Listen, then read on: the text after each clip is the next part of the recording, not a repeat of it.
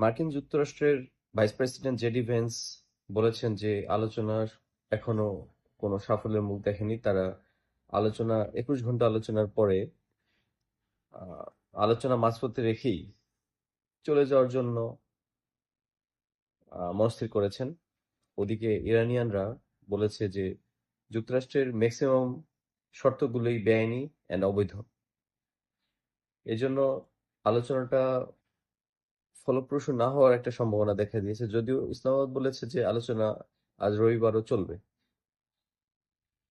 আসলে আলোচনার পথে সরাসরি যে আলোচনাটা হলো সেটা মাঝপথে থেমে যাওয়ার একটা প্রবণতা দেখা যাচ্ছে।